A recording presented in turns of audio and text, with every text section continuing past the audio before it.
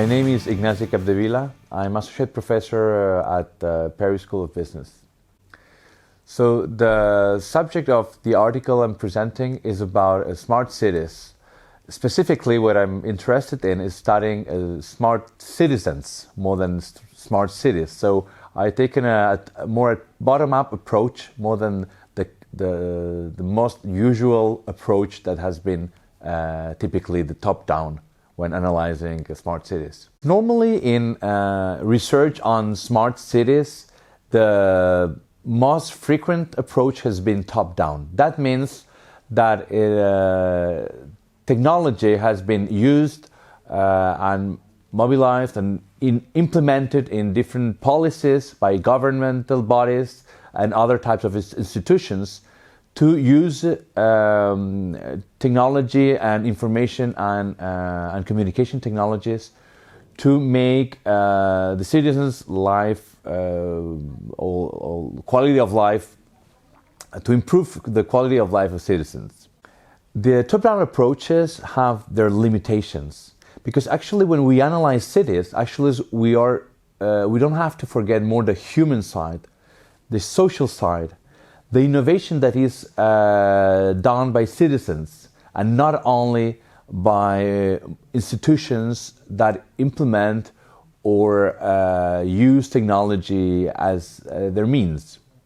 So in my research, what I have tried to focus is mainly on the citizens, or better said, to contrast top-down approaches with bottom-up approaches. The methodology that we have applied, me and my co-author Matthias Ferlenga, has been based on semi-directed interviews.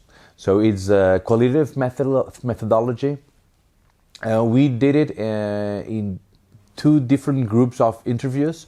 First, we did around 50 interviews with different actors in the city of Barcelona, including managers of collaborative spaces, policymakers, responsibles of innovation of the city of Barcelona. In a second group of interviews, we went into different spaces of collaboration, like hacker spaces and living labs and co-working spaces, and there we did a second round of interviews. So at the end of our research, we had more or less about 70 interviews done in the city of Barcelona mainly, also including specialists of innovation and specialists that know the evolution of the innovation processes in Barcelona. The type of questions that we asked to our interviewers range from a lot of different perspectives. We didn't want to ask them directly about their opinion or their experiences about smart cities or smart city innovations. But what we wanted is to really understand what type of innovations and the innovation processes that take place in the city of Barcelona. Hopefully, our research helps policymakers to include citizens into their policies. I don't mean by that they are not already included. I mean, policies on smart cities try to improve the quality of life of citizens. So in this aspect, citizens are the primary interest of policymakers. However, in the article, what we claim is that innovation that is driven by citizens is not always included in the policies of smart cities.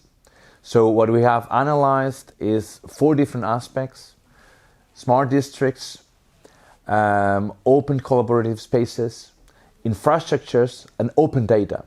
And we show in the article that there are not only examples of top-down initiatives in these 4 aspects, but we can also identify, specifically in the city of Barcelona, different initiatives that are bottom-up, that are driven by citizens in a private, individual initiative, that complement the top-down policies.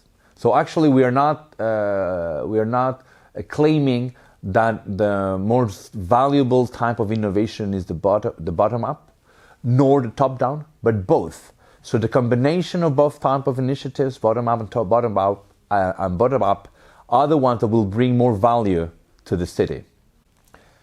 In the last years, we have seen that innovative collaborative spaces like hacker spaces, maker spaces, living labs, all these kinds of spaces are emerging in our society.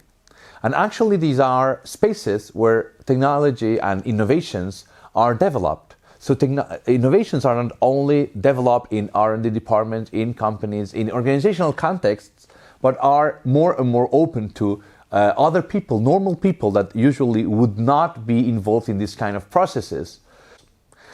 For instance, in the city of Barcelona and in the region of Catalonia, there is a bottom-up initiative based on developing a Wi-Fi network that is called Wi-Fi.net. This Wi-Fi.net Wi-Fi network is completely independent of any organization. It has been created by citizens, by people that love open source and open technology, and just share their knowledge and help others to connect to this free and open Wi-Fi network.